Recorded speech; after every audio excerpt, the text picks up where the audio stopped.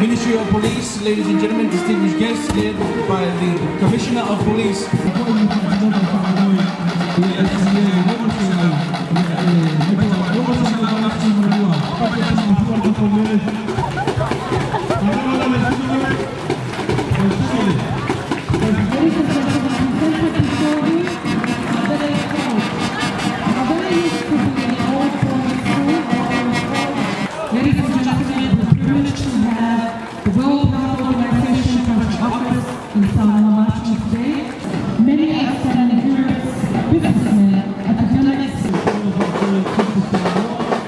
Yang